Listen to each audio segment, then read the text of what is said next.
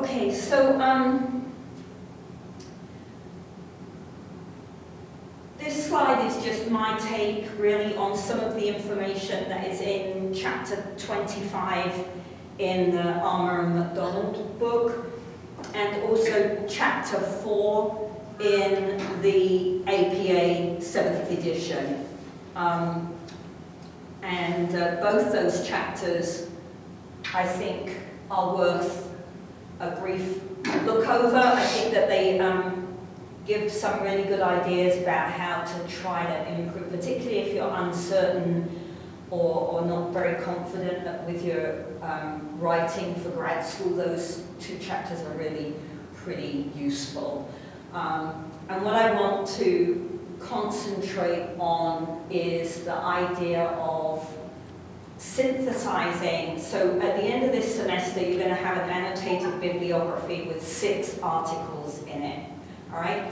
If you were going to write a thesis and you need to write chapter 2, which is the lit review, then you've got to take these paragraphs that you'll have and blend them together somehow into a discussion of the literature, right? You can't just have paragraph 1, paragraph 2, paragraph 3 once we get into a lit review. And so that's where I wanted to go today. I know a lot of you aren't going to consider writing a thesis, but you still have to be able to synthesize literature that you're reading into other papers that you're going to write in your other grad classes. Okay, so that's my thinking behind just a couple of slides for this evening.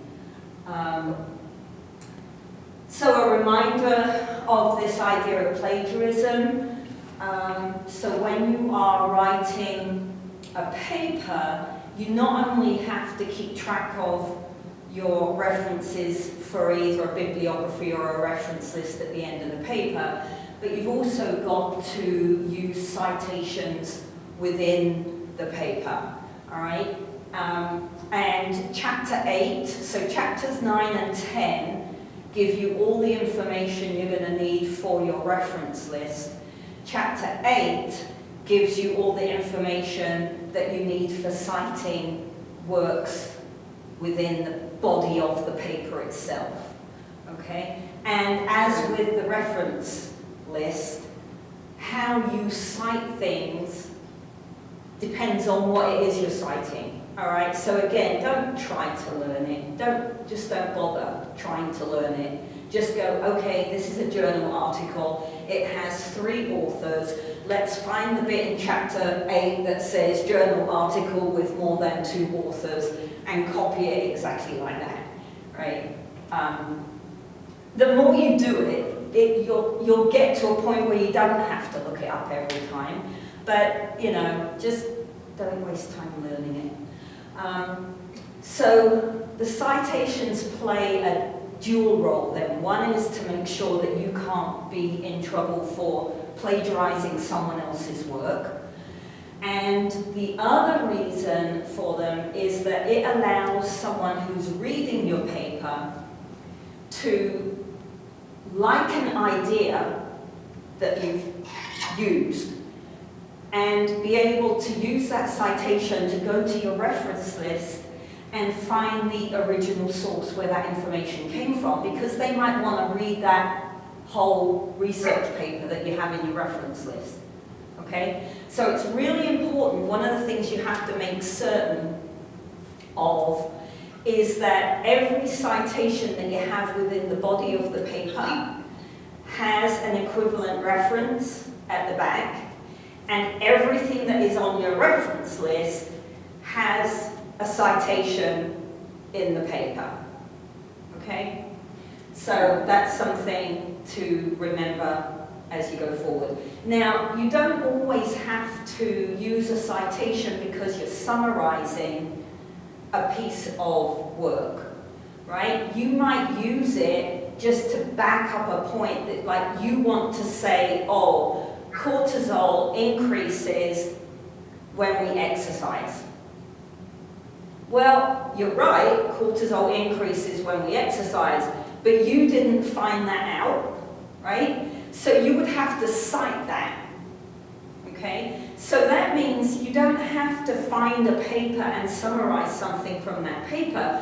You can make that blanket statement, open parentheses, put a citation in for a paper that does say that, close parentheses, get on with your writing, all right? So it's not always about summarizing. Sometimes it's just about providing the support for a statement that you want to make, okay?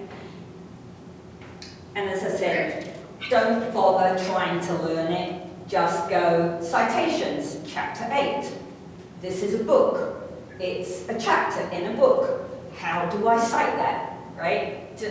Because it's bad enough trying to pick up the reference list rules, and I think they're the easiest ones. The citation rules are just too much to cope with, in my view. It's just not worth it. Just, as I said, your APA manual will be extremely well thumbed by the end of your 2 years. I think so. Yeah. Stickies all over the place, underlining everywhere, and yeah, just highlighters. yeah. So,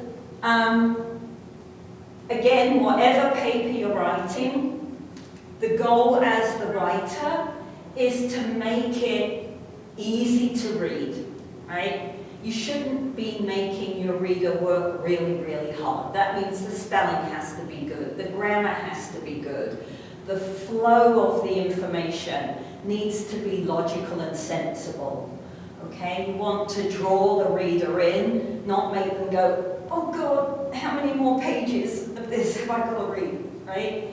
So you want to plan ahead with your papers. So continuity of thought is an important idea to think of. Can I start at point A and kind of draw my reader through my ideas?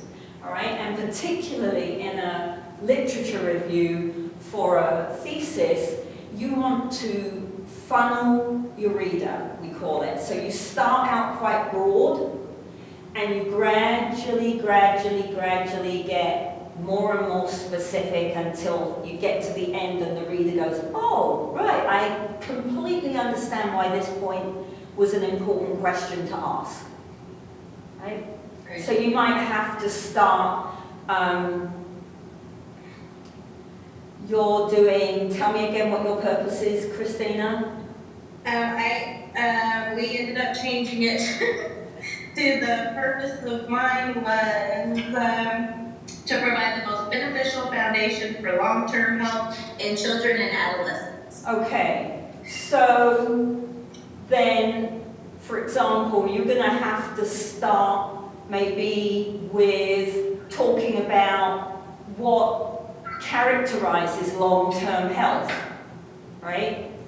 And then you might want to talk about cardiorespiratory fitness, for example. And then you would want to talk about how I'm going to assess cardiorespiratory fitness. And you just gradually kind of get to the point where you say, okay, well, I've got 500 assessments. You know, those aren't all useful for the children to learn and for me to spend a lot of time on. Which ones am I going to prioritize here? Right? And you just gradually kind of chunk it down to that point. Okay. Okay? So you have to individually maybe think about everything before you get to your main point at the end of what you're really trying to get to. Yes, yes. What are the factors that build in to creating the picture that someone else would understand why you want to ask this question? Okay. Right? You don't want standalone paragraphs or sections. So in the book on page 341, they talk about, page 341, they talk about leading into and out of paragraphs, so linking paragraphs and sections. So you want to kind of segue in, so at the end of one paragraph there should be a segue that the next paragraph makes sense. This is why the next paragraph is coming, right? And then you introduce that paragraph and you do the same thing with sections, and you also do the same thing with the paper as a whole, right? And one of the suggestions they make, which I think is quite a useful approach, is to finish your paper and have your finishing statement, and then go back and do your introductory statement once you know what the whole paper looks like. So that might be something to consider doing. So write the bulk of the paper first and then go back to your beginning and end. Yeah. And then once you've got the bulk of the paper, then you really understand, okay, what's my introductory paragraph going to be? So I think that's quite a useful idea to consider using. But this idea of segue, you don't want paragraph A about what is lifelong wellness, right? And then all of a sudden paragraph B, you're talking about how to assess cardiorespiratory fitness with no link between the two, right? There wants to be like a bridge between the two, so that it's easy for the reader. You have to remember that by the time you write a paper, if you've done your job properly, you're almost expert in this information that you're writing about, right? Because you've read and read and read, and you've made yourself notes, and you've planned out this paper.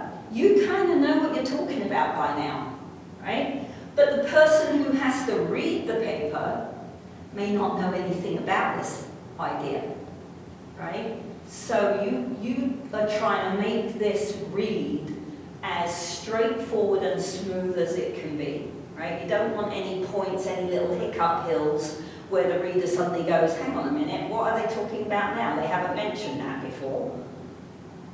Oh, that makes sense. Right? Okay. Are you so let's say we start writing these and we're not sure about, I don't know if this bridge, makes complete sense. Are you willing to maybe just read over it to give feedback? I think any of your faculty would be willing to do that, and if anyone says no to you, send it to me, and I'll help. Because I think that's part of learning how to write for grad school. It's tricky. Again, it's another skill. It takes practice. Right. And particularly you, because you came out of our program, I know that we don't do a lot of writing in the undergrad program. And so, for those of you that came out of programs like ours, this is like, oh my God, I have to write a paper, and we don't do that. So it's gonna take a little bit of practice. Okay?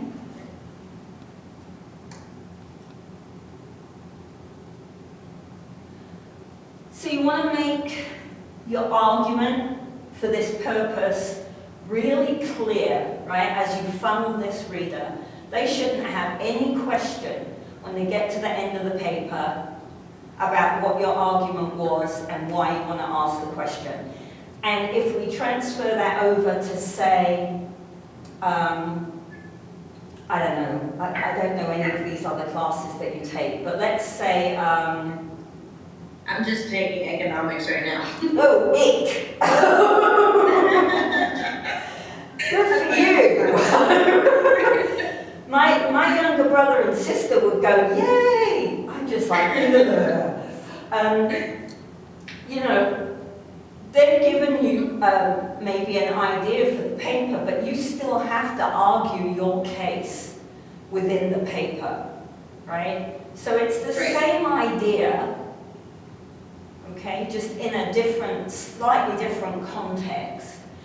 And the next point, I think, is really key, and it's easy to say it. You know, I feel bad a lot of the time, because when I was a graduate student, I was a full-time graduate student. I sold my house in England. I was on a pretty good GA stipend. I had money in the bank from selling the house, and all I did was go to school. And I was very lucky to be in that position. So it's easy to say this, and it was easy for me to do it, and I know it isn't easy for you guys to do this, but you've got to try to make the time to do it as much as possible. Don't hand in the first writing of any paper, right? You need to draft it out, put it away, come back to it, redraft it, put it away, come back to it, and if you need to, draft it again. But that takes a lot of time. That means you've got to plan way ahead with some of these papers, right? Don't be trying to write them the night before the due date, right? or on the due date, right? And there's a great statement in the book. I think it's page 342, and I had never thought of it like this. I certainly didn't think of it like this when I was in grad school. And then when I read it, I like, wow, that's so true. They say there's no such thing as writer's block. There's only reader's block, right? So, you know, sometimes you just sit in front. I mean, when I did I hand wrote all my papers out and then typed them up. My advisor used to pull her hair out at me. She's like, "You're wasting so much time." But that's what felt comfortable, right? And I would look at a piece of blank paper for bleeding hours, you know, and I would just sit there and go, God, I've got all this stuff in my head. I've got all these ideas. I just don't know where to start, right? And there's a Chinese proverb that I never can remember the exact wording of, but it says something like, the start of a 1,000-mile journey begins with one step. And that's really true, you know. You have to kind of break, you got to use a bit of discipline, which I'm not very good at, and just go, it doesn't matter what I write down. I just have to write something down. And once it's on the paper, then I can start playing with it, right? And that's why I like the planning idea. That was my strategy for helping that blank piece of paper, was to take a piece of graph paper or something else and plan out, like, what do I want? What are all the chunks of things I want to say? What's the order I want to put those chunks in? How am I going to transition from chunk 1 to chunk 2? And that's how I would end up with my initial draft, because I just couldn't. Now, do you remember Dr. Drabs, Christina? Oh, yes. Yeah, okay. She was totally different, right? She wasn't interested in planning out anything. She would just pick up a pen, get a pad of paper, and start scribbling. I could see that. Yeah, right? Here, yeah, totally different approach, right? So it's not about one way is right and one way is wrong. It's like you just have to find the way that works for you, so you don't spend 3 hours looking at a blank screen going, I don't know where to start, right? Okay. Just get something down, all right? And then try to get something down soon enough that you can put it to one side and come back to it. Because another thing that will happen is you'll be typing away thinking this makes complete sense. And then you press send because it's got to be submitted today by 11 o'clock, right? And then it comes back from the faculty member with scroll all the way through it, and you're like, oh no, and then when you read it, you're like, oh my God, what was I thinking, right? We all do that sometimes, but you want to try to minimize how often that happens, right? And it's a good idea because when you read your own writing, you read what you think you wrote, not what's actually on the paper. And that's why it's quite a good idea to just shove it to one side for a while, even if it's only half an hour, and then pull it back and read it with fresh eyes, because then you'll catch some of the errors, particularly grammatical errors, but you might even catch an error where you put a citation and you put the wrong paper in the citation for the piece of work that you were talking about, right? And things like that, because when you're in a hurry, all kinds of weird and crazy things happen, okay? Okay. And I know I'm older than the rest of the faculty, but I think we all agree mostly on grammar, sentence construction, spelling, punctuation, they count. They really do. It helps the reader when those are correct, but it also shows how much you care about your work, right? If you don't grammar check and you don't spell check and you don't get, someone else to edit your work for you, and you hand in something that's a little bit sloppy, then that says you don't really care that much, right? And I don't think that isn't the persona, particularly when you're doing something online. I think it's even worse for you guys that are now doing online degrees, because for many of the faculty, like it's different for you and me, Christine, because I know you from the past, but for many of the faculty, we don't know you, right? I don't know anything about you. If you hand me sloppy work, then and I don't know you, then that just goes, I guess this person doesn't care that much, right? Why are they in the program then? Right? So, try, and it's easier for some people than for other people. Grammar and spelling and writing is really, really difficult for some people, and other people find it easy, right? But just try to hand in something that you would be proud of. Okay. Right? That I think is the bottom line, right? Because, people it's always funny to me when students argue some things, because, they're arguing because they know they didn't hand in the best piece of work they could do, right? It's like being really, really nervous for an exam. If you're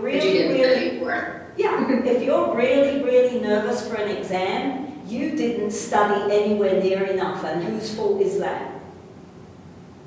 It's our own. Yeah. Right? Because if you have put the work in, what do you have to be worried about? Right? So, that's again, I'm 57. I wish I had thought like that when I was 18.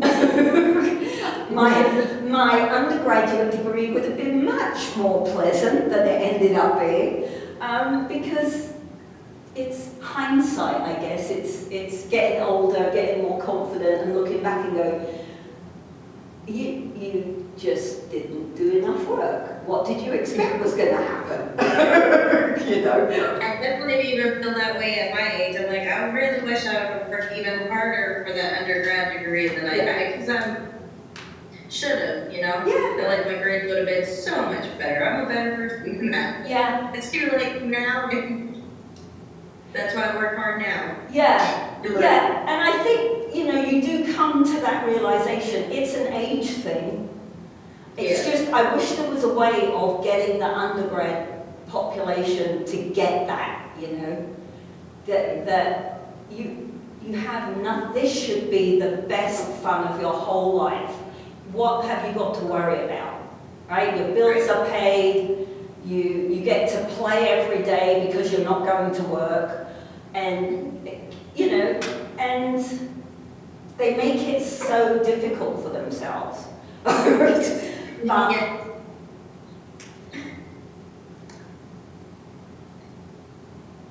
okay, and this is practically the last thing. Again, this chapter has some interesting ideas, I think. So on page 340, they have a piece about, you know, what are the basics that you've got to do, and then they also talk about the types of mistakes that we make, like not editing our work before we hand it in, sort of thing. But yeah, it's the basics. They talk about padding, so, you know, don't hand in a paper where you repeat the same thing over and over and over again, because you didn't dig deep enough into the literature to come up with some other ideas, right? And things like that, you know, try to have original work and good flow of the information. You know, don't pad. It doesn't have to be 10 pages long if you can say it in 6 pages. You know, that's, I never set page limits. And I know some faculty do. But I think that creates a scenario where some people pad, they put stuff that's irrelevant, or they repeat themselves 900 million times. I do think that that's one of my downfalls sometimes, is I have so much to say, and I feel like sometimes I do repeat myself in my papers, and Yeah. but I have a lot of information to cover, yet I'm still repeating, and I think that's one of my problems. And that takes practice, and again, that's, you know, my strategy, where I planned out, like, okay, I have this paper, this paper, this paper, this is the bit of information I want to steal from these papers. How am I going to organize that information in a river that flows smoothly, right? And that's how I used to counteract that. I mean, I do think it's always better to write too much than to not write enough, because it's easy to edit out superfluous information than it is to write a paper that you think has everything in it and then find out it doesn't, right? Right, okay.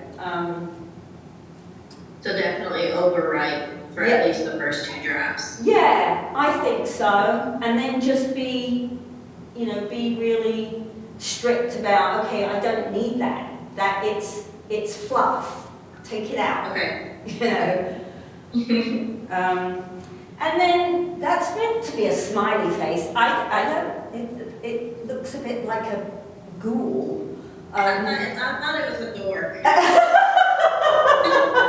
Yeah, that's very peculiar. I don't know what happened there. Yeah, and again, you know, it's easy for me to say this. I was a full-time student. I was in my late 30s. And I was very, very fortunate in the setup that I managed to find myself in. But as much as you possibly can, try to take time with this work. You know, you guys have chosen to come back to school. Yes. And I know that some of those decisions are driven by financial carrots that are being dangled for you, but you still made that choice. And so this time should be enjoyable. You want to learn to enjoy learning, right? Yes. And take as much time to do everything as you possibly can eke out in your very busy lives. I'm not talking to the grad student, to the GAs here. I know you think you're busy, but no, yeah. But people out in the real world families and full-time jobs and, you know, try to carve out a little bit of space for yourself to really enjoy this process. Make sure that you review your work carefully, take a break after finishing it before you read it through, get someone external, a friend or a partner or whoever to read it, and then remember to say thank you and buy them pizza or a beer, right? And just enjoy it, you know? It should be fun. Grad school should be fun. If it's not fun, you need to rethink why you're here, in my view, right? I'm a little opinionated, but you knew that because you've worked with me for years. And then the next couple of slides really are not relevant anymore. This class, you used to have to take a second research class after this, and we got rid of that. But I did just want to make a quick mention of this first bullet point here about indexing or tracking your research articles. They're a resource, and you've spent a lot of time finding them and reading them and working with them. Don't throw them away, right? Find a way. I mean, again, I wasn't a computer person when I was in grad school. I literally used an index card, Rolex, to track. And every single paper that I pulled that had anything interesting, whether I used it for a class paper or not, I wrote a little card and wrote down the reference, the year, the participants, the type of data analysis, the conclusion, and I filed it because I didn't know when I might need that again, right? And I don't want to spend, it took me 3 hours to find it the first time. I don't want to junk it and then in a year's time go, oh shit, that was the perfect article to answer this question. Where the hell, and spend another 3 hours finding it again, right? So, I don't expect you guys to use an old-fashioned index, but you could, you know, you've got Excel sheets and all kinds of clever software now that you could keep track of these research articles that you are starting to find that are of interest to you, right? So, you know, be a good graduate student, be a good researcher. Okay? Start to collect resources that are of interest. Right?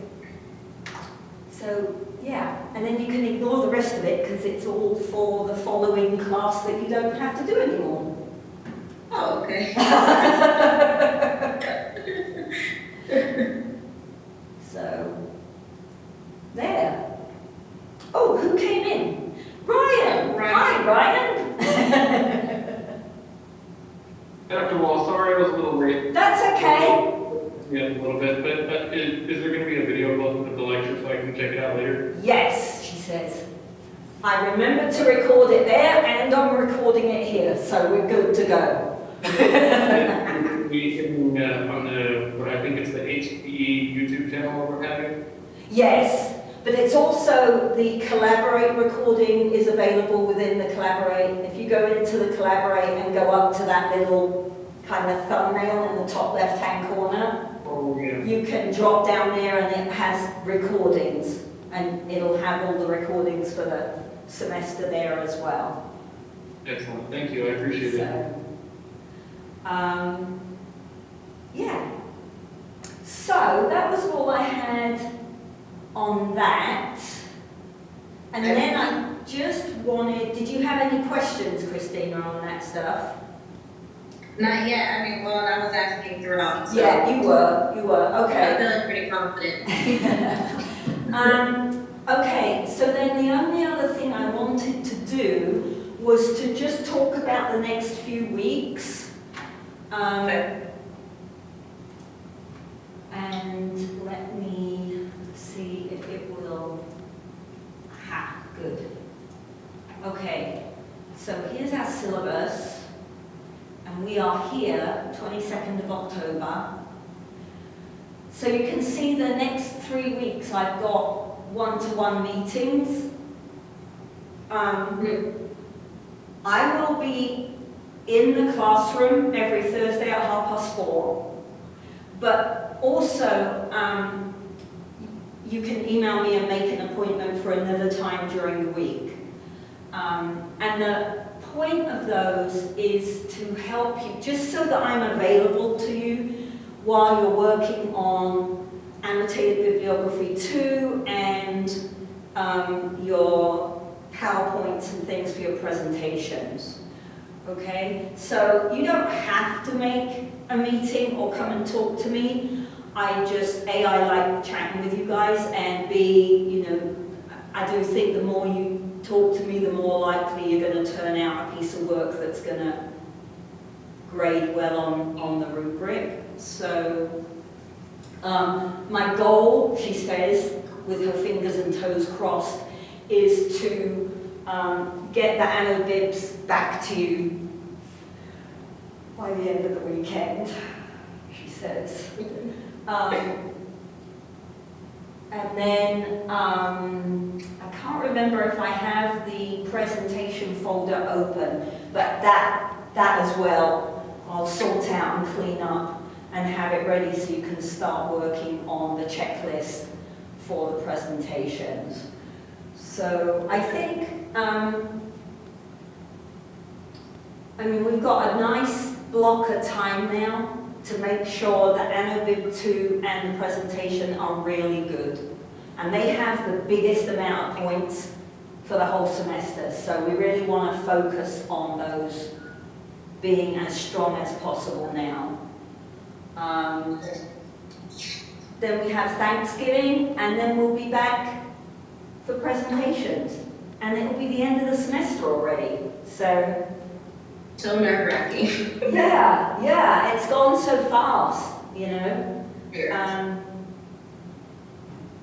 And it's about to get cold, apparently. There's snow on the forecast. Today it's like 88 degrees, and next Tuesday it's meant to snow. I'm like, oh, I can't.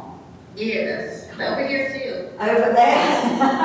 Yeah, it's supposed to start snowing on Monday or something like that. Oh, wow. Insane. We need the moisture though, so I won't be upset about it. Okay, so any questions on the next few weeks? No, I don't know. Annobib 2, is that going to be open here in the next couple of days or so? I want to take a look at the requirements. Yes, yeah. Feel comfortable. Yeah. And it's basically what you've done, but you're just going to take everything out of the template and put it into a paragraph. Okay. So, is it additional articles as well, or just... Yeah, I think 2 more. So you should end up with 6. Okay. Okay. Were you able to find that article, Dr. Wall, that you and I spoke about? Remind me, Christina. You didn't tell me the name of it. You just said you knew of an article that you wanted to share. You received it last week. Was I talking about the link between motor competence and health-related fitness? Yes. I know exactly what that is. Okay. In fact, it'll be on that thumb drive, so I may email it to you right now before I forget. Okay. I appreciate it. I thought I had sent you those. I'm so sorry. Oh, that's okay. I got the 4 for this, and so I was okay with it, but I knew if I reminded you, I did it. I wonder who I sent. That's really weird. I could have sworn I sent that. Okay, I will do that straight away because I know And I have maybe you sent it to Garza. Maybe my last name confused you. I should have sent it through. Oh, I wonder if I sent. Yes. I wonder if I sent it through Outlook. That's what I'm thinking. To Garza instead of Smith. Okay, I'll have a look. Okay. because I've got one on youth, there's one on preschoolers, there's one on youth, there's one on young adults, where they're testing out the model. Okay. Okay. Alrighty. What else? I think that's it. You know where to find me if you've got questions. I will get Anabib 2 open, I'll get the presentations open, and I will do my best to get Anabib 1 graded and back. So that you can start. And you know, that 16th of November deadline for Anabib 2 can be a little bit flexible. I just want to have enough time. We're hoping to go to Tulsa for Thanksgiving, which means we'll have to quarantine when we get back, but we have family there and they've just had major surgery, so we wanted to go over and check in on them. So I would like to get Anabib 2 in early enough that I've got some hope of getting it graded before Thanksgiving. Okay.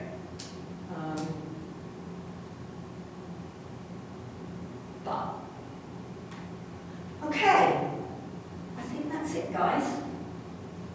All right. Thank you for everything today. Well, thank you. And